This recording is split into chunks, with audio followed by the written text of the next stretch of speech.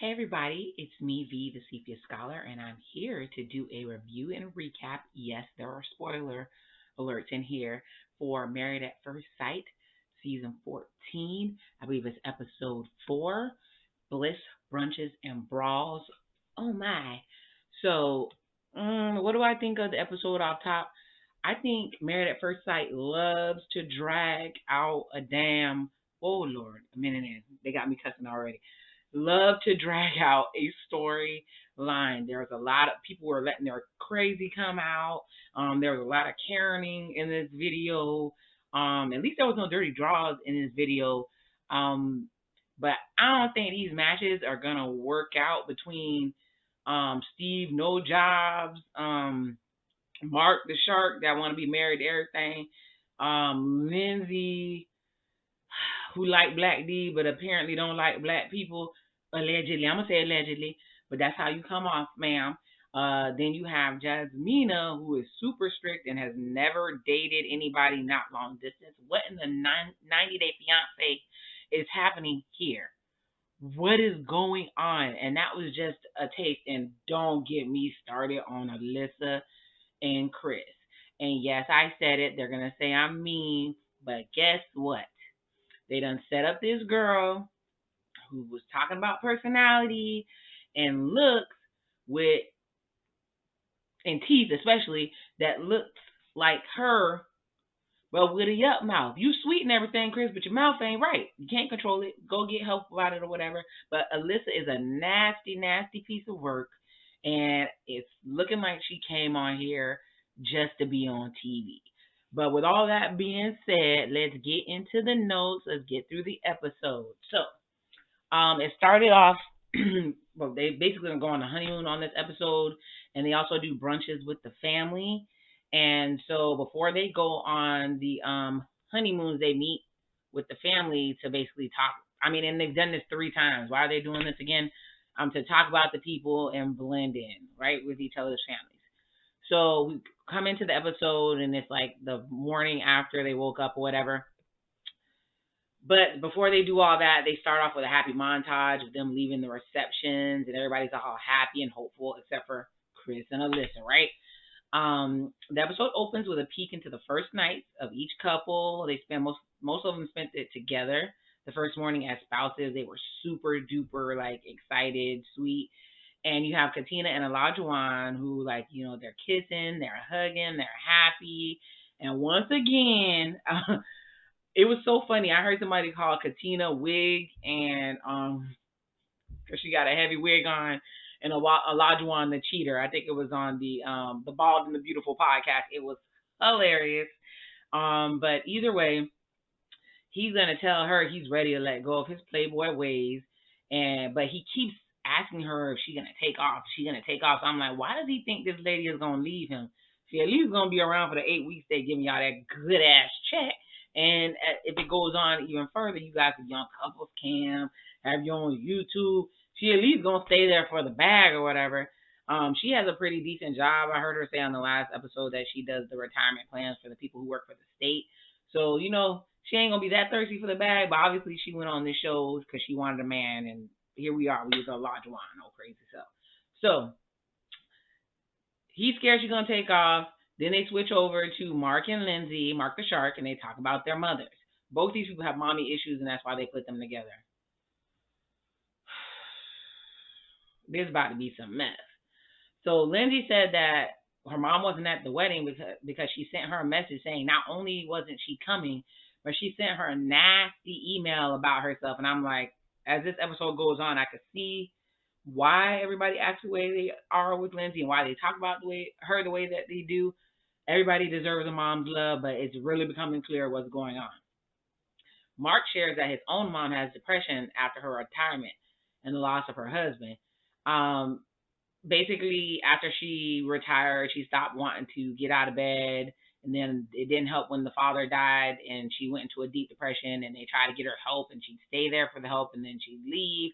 And so it's a constant battle for him to get her to stay and get help. So that depression is real, y'all. Get some mental help if you need some, please.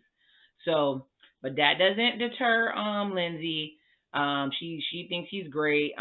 She expresses support for her new husband immediately. I have a weird feeling that Lindsay is. I don't think either of them are truly attracted to each other. I think they're just both really, really determined to be married.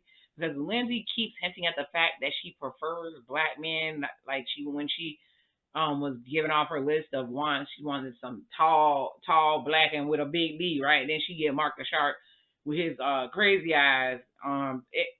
The total opposite, whatever. And she keeps dropping the hints, and he's acting like he doesn't hear her because remember, he's Mr. Commitment. He wants to be married, period. But either way, I really like that in each scene that they're going through, that they're showing the dress removals, and it's so sexy how they have their beautiful long dress on, and the husband is behind them and unzipping it down and showing like the small of their back. I'm here for it. I love it. Either way, they go to Lindsay again, and she's in the room saging it. I'm like, what the hell, evil spirits, you trying to remove yourself?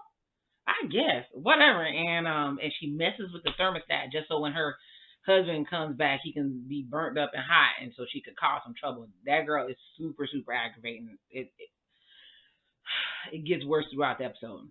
Then we have Jasmina in her bonnet. She's so cute with Michael.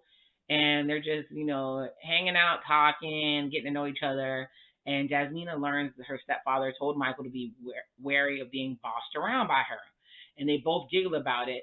She says, I'm not bossy. I just was dating a dude who didn't want to argue with me. And Michael's like, whoop, you messed up now because that's not how I am. So this should be interesting to see how that's going to play out. Now on to Noy and Steve No Jobs. So Steve keeps putting a ring pop on Noy's hand as even when they're getting in bed. I'm like, are you trying to get her used to being broke? I'm confused what's going on. It was cute the first time, but you keep coming with the foolishness. But she goes in the bathroom and she starts taking off her makeup, and she's worried that Steve's gonna accept her as she is without makeup. And when she started taking off that makeup, she looked so much prettier without the makeup. It wasn't like she wasn't pretty for the wedding, but they caked on the foundation so hard that you could see like her pores and everything. I don't know if the makeup was cheap. I don't know what the hell was going on. But when she took that makeup off and she put her little glasses on, she was super cute. And Steve agreed. He says he's very attracted and he wanted to cuddle with her. I think Steve was trying to smash. He kept alluding to it, and he's trying to see if he's going to get lucky tonight.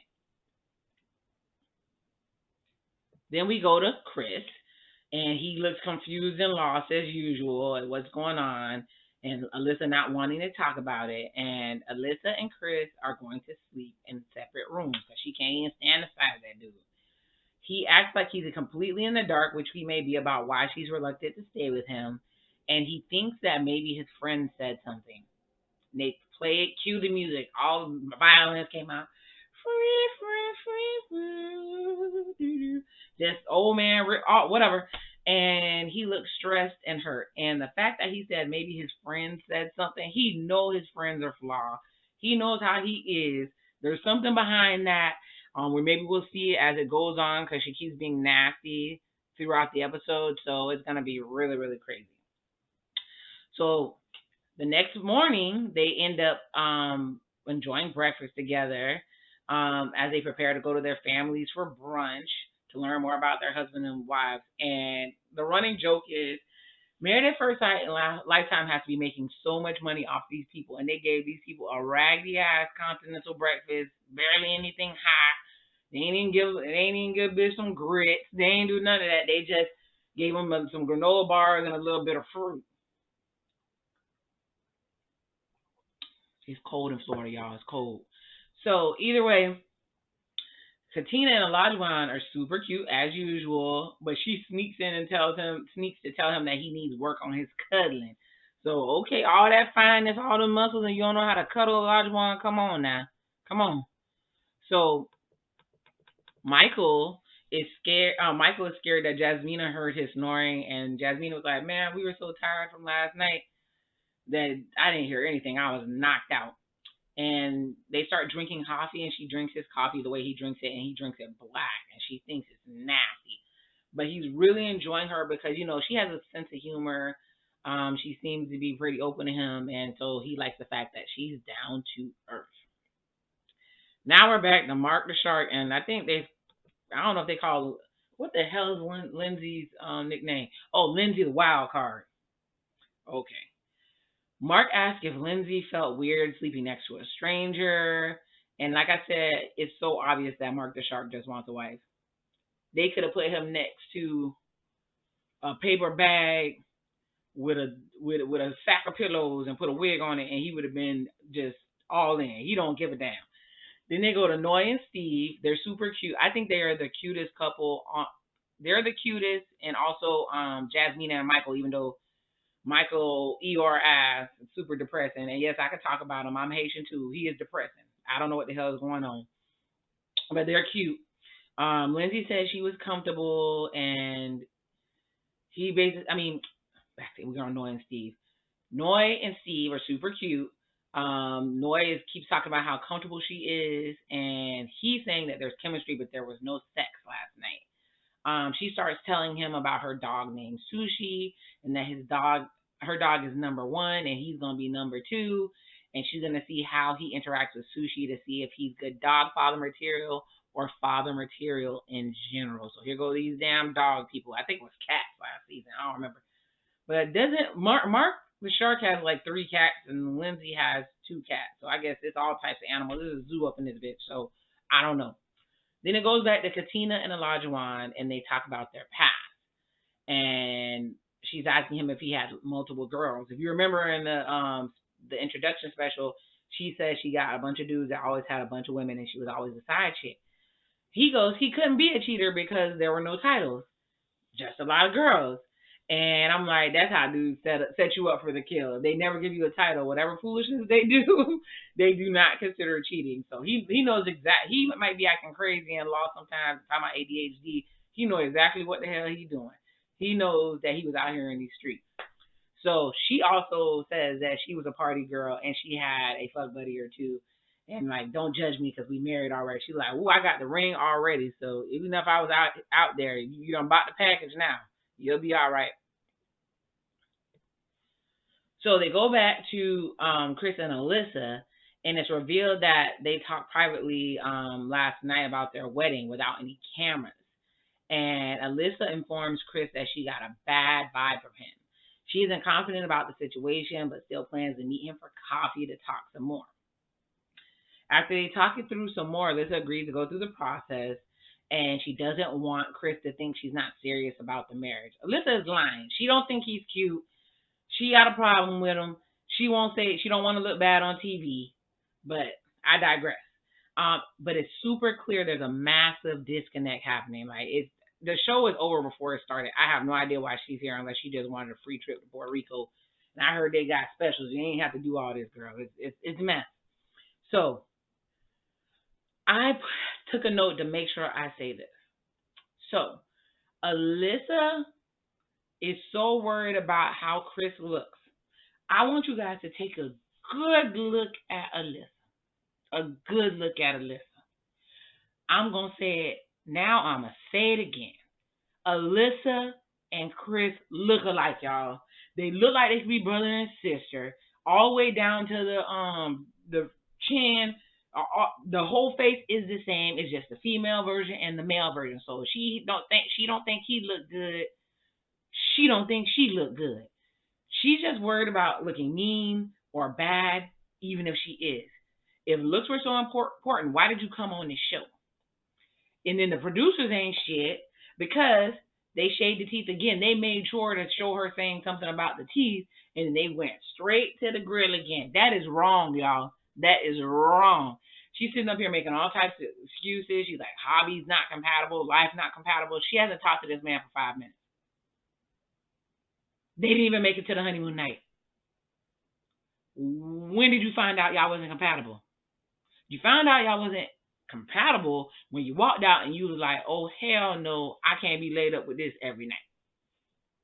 So she's making excuses. She's talking about she wants to go slow and have the experience no matter the outcome. Girl, you want the appearance fee and you don't want to pay back them people their damn money because you done took your ass on here. I'm convinced she wants clout and she doesn't want to pay back the fees, and she is not fooling anyone with this BS that she's doing on these people TV. Yes, Alyssa, I'm talking to you. So, let me bring it all back. She's one of the people that just got on my nerves on this episode. The other one is Lindsay, the wild card, aka Karen. So, back to what we were talking about. Kicking off the brunch informational meetings is Jasmina, who chats with Mike's sisters. You could tell they're gonna embrace her. It's super cute. Like, you can tell, and she's cute with them, and she seems to be so happy to be embraced. It's awesome. So together they discuss how Michael is a gentleman, and the siblings advise that Jasmina be patient with her new husband, as he always seems to have a doubtful mindset. Like I said, Eeyore in the building. Jasmina, this is when Jasmina drops a bomb that she's never dated anyone in the same state. So when she said that, I thought to myself, oh, that's why you're super beautiful and all this other stuff, and your personality is everything. But you can't seem to get, you can't seem to find a husband. There's other reasons for that. I'm not gonna say, it's just that.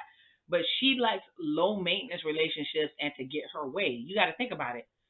If that man is in another state, he can only give you so much static. All you gotta do is hang up the phone and you alone again, right? And you can do whatever you want to do, go out the way you want to, do whatever you want to do, and there's nobody to be held accountable for, unless you feel like being held accountable by picking up the phone or doing video chat. But it's all on your terms. The same reason that those people go on Love After Lockup. If the man is in jail, you know where he at. I'm not gonna say he's not smashing, because he could be smashing dudes. I don't know, but it gives you a sense of security. So there are red flags all over this, all over it. So they go to Jasmina's mom and sisters talking to Michael. And I wonder where the dad went. I love the dad. Big old Jamaican man, quiet and strong, deep voice. Hey, Daddy. They asked Michael about what examples of marriage he's had in his life, and he said he doesn't have any. So I'm wondering why they asked him that question. I think they were worried that since he hasn't seen any examples, maybe he wouldn't be good at it. But I wouldn't feel that way. I mean, I've seen marriages in my life. They weren't all that great. So whether you see marriages or not, I mean, it's better if you see an example, but that doesn't mean you can't see what not to do and do better in your marriage. So it was kind of weird. If I was the mom, I would feel some type of way that they came at my son with that bullshit. So that's just me. But they seem pleased to hear that he was raised by women, and Jasmina's mom advises that Michael be careful about expectations, because marriage is never what people think it will be. Amen, sister. You're preaching to the choir. I've been there, done that. It is not what people think it is, and it takes lots of hard work. And if you're not ready for it, you might as well not even go down that path. But you can learn along the way. Noy is hanging out with Steve's parents, and she's having a good time. They bring up they discuss his lack of job, and his dad calls him a vagabond. So y'all, I told y'all several times that I'm Haitian, and in Creole they call you a vagabond. A vagabond. That is the worst thing that you could call somebody, especially a man. So they know Steve no jobs ain't about to be about shit. They know it. The man was living in his car. Now think about it. He went from living in his car and being on a cross-country trip, not thinking about nobody. Then I'm thinking about it. He probably was trying to smash Noah on that first night, because he been on that trip. Unless he been picking up strange along the way, he probably due for a session, right? But I digress. But the meeting went relatively well. Especially they were like gushing over the fact that, and she was too, that he embraced noise cultures rather quickly, because she's from Laos, and then he wore that pretty sash over his suit to match with her nice outfit. So they were happy about that. Meanwhile, Steve is being grilled by Noy's other sister, who's actually Noy's brother's alter ego, Sriracha.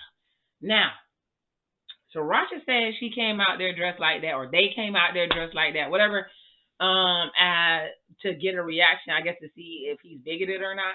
But what I can say is the brother is just extra and want to be on TV. But, I mean, he was asking the questions you needed to ask, and he actually, to me, looked better as a woman than he did as a man. So I mean, to each his own. They ask about the job situation, and Noah's parents look like they want some grandkids. I've been there, done that. My children, their grandparents, when I started having those children, they were so damn happy they didn't know what to do with themselves, and they helped me out a lot with them. So I can tell when people want grandchildren. But they seem to be setting him up for a tense predicament, and he set himself up for the tense predicament because he went on this show and he know he didn't have no job, and he went and got a wife. And most of these ladies that came on here say they want children. So he set himself up by coming up on this show. But they were definitely giving him the side eye. They're like, how you want babies and you ain't got no damn job? Okay, Tommy. But it was a pure mess. Now we're over with Lindsay meeting up with Mark's friends.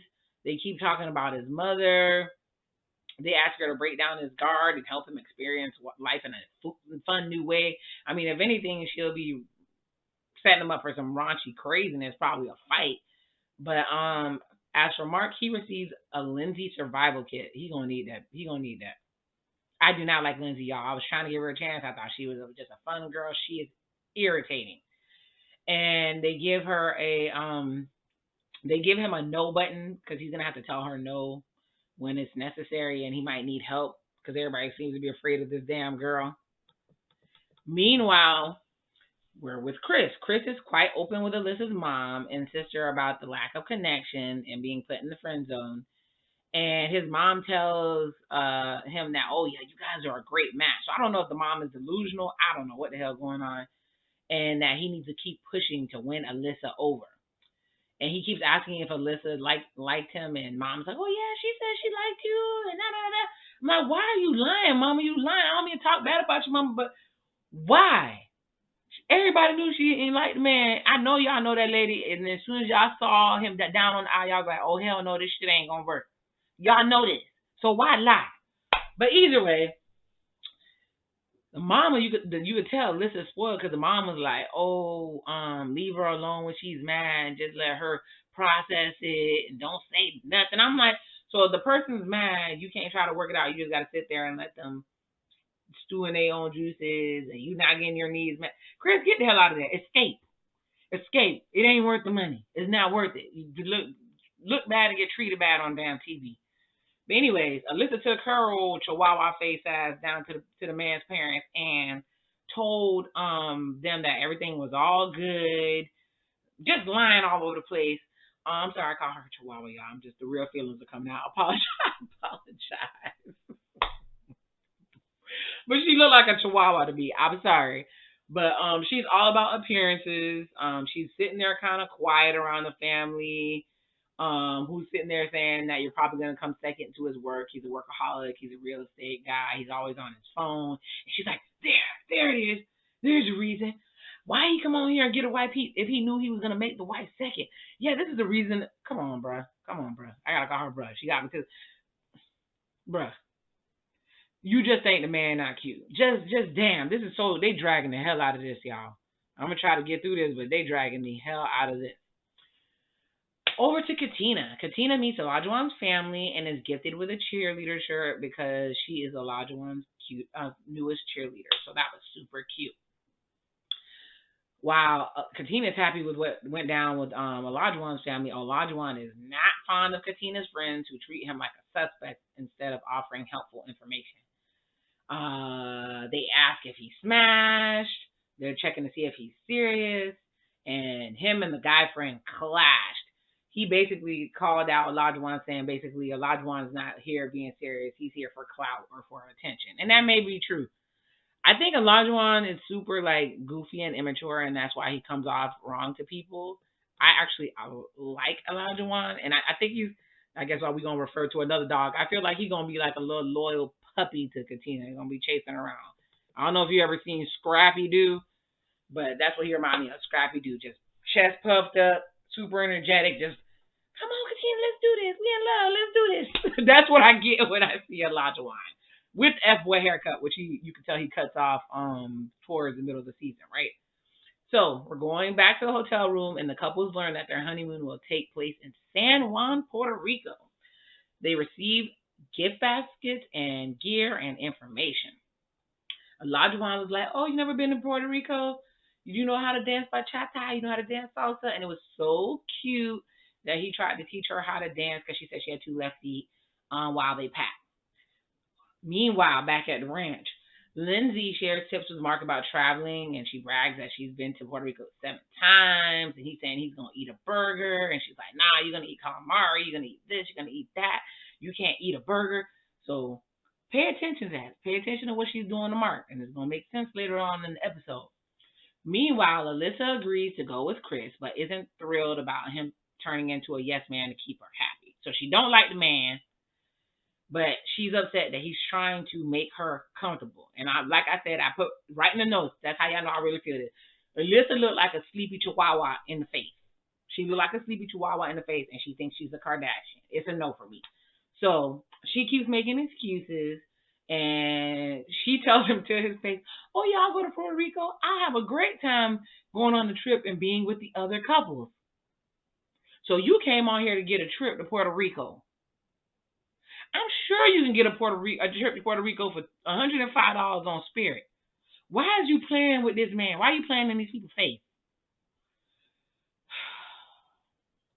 She says in a short time that he's rubbed her the wrong way, and he's making it worse by agreeing with everything she said. So if he's condescending or he's disagreeable, you don't like him. If he agrees with you all the time, he's soft, you can't stand. Just say the man ugly, Lord. Just say the girl ain't right. That's it. The girl ain't right. The man not cute to you. I don't want to be on the show no more. Damn. Anyways, upon arriving in San Juan, a situation arises where Lindsay supposedly makes comments about how people should attempt to speak Spanish since it's the primary language there. Elijah Won doesn't take kindly to the suggestion, and the couples have to travel separately to the airport to the hotel as the rest of the episode focuses on things cooling down. So let's talk about Lindsay and her caring, and I may be skipping because I'm just in my feelings about this. So what happens is, just the way Lindsay tried to tell Mark he couldn't have a burger, she come at Elijah Won about speaking Spanish. She got on the damn TV saying she was scared, she was traumatized, and like the thing that passed in my mind, I was like, so you're not scared to jump on that black D, but as soon as a black man supposedly don't go along with that foolishness you're doing, he's aggressive, he's gonna attack you. Anyways, I watched the after party, and Lindsay was apparently what really happened was Lindsay was going so hard and clowning Elijah Won and saying that his shoes look cheap, and she told him she wanted to fight him. And apparently on the plane, she was acting up so bad that the flight attendants had to address her several times because she was going so hard on Elijah Won. So that puts me in a mind of, this is a woman that's used to fronting dudes and not having to pay the consequences. And so she's going to keep pushing, and as soon as you respond back, she's going to play the victim. Think about it. If Elijah Won was doing all this stuff, she was saying, posturing, saying she want to fight, you think that they would have seen a white woman about to be attacked by a black man at the airport, and everything would have been cool? And if you paid attention, when they went to the airport, everybody else was on the bus together, living their best life, while Mark the Shark, poor Mark the Shark, and Lindsay was on a separate bus, separately, riding by their damn self. So everybody obviously thought they were the damn problem. Not Mark the Shark, but Lindsay, oh my God, I ain't gonna say nothing. But anyways, the thing I liked was Katina's like me. She backed up her dude, like, cause it's not like Elijah Won was really gonna fight a chick. So it was like, and I would have backed my dude up too, especially if he was in the right and this chick is running up on him, right? Lindsay said Elijah Won was aggressive and posturing. Those are dog whistles, y'all. I hate to be bringing something so serious on this a lighthearted show, but what Lindsay did was wrong. Those are dog whistles that have gotten black people killed. Why? Why, Lord? It's always some pie face. Okay, anyway, moving on. Before I get hyped up on these people's stuff. Anyways, when all the couples regroup for pina coladas on the beach, so they living their best life. They was all sitting there, they were talking about it, and saying, You could tell all the couples had a problem with Lindsay. I mean, even if you watched the after party where it was Lindsay, Jasmina, and who's the third person? Oh my God, I don't remember. But Jasmina is not here for Lindsay. She was backing up Alyssa, who ain't shit either. But they said as soon as Lindsay met Alyssa, she went to talking shit. And it was a whole lot of drama. And then the dad and her parents, all they keep saying is bad things about this girl. She needs to go get some help. She needs to go get some help. But anyways, Mark comes down because he's trying to do damage control. And you got to pay attention to that too. He shows up and he offers an apology to Elijah Won. And Elijah Won's like, nah, I just want the trip to be good. I don't need no apology from her. Let's just squash it or whatever. So he goes to Lindsay and act like, oh yeah, Elijah Won said he didn't say that. He said Elijah Won was like sorry and stuff. But Elijah Won didn't say none of that shit. Mark lied to Lindsay. Instead of confronting Lindsay and saying, Lindsay, you need to chill out because Lindsay gonna get Mark knocked out somewhere. Lindsay's gonna get Mark knocked out. Running her mouth, running up on dudes, and he gonna feel the need to defend her. Heck, I just saw a video on Instagram where this lady was jumping in this man's face, and next thing you know, the husband done stepped up and he down, he out cold on the ground, and she's sitting there just still barking. Ladies, please stop setting your dude up to have to fight all the time because you want to be an asshole. Please, I'm cussing on this video because I feel this strongly about it. But back in the room, because Mark done lied to Lindsay and act like he went down there and backed her up when he actually went down there and apologized for her behavior. Lindsay's in the room crying. Oh my God, I love him.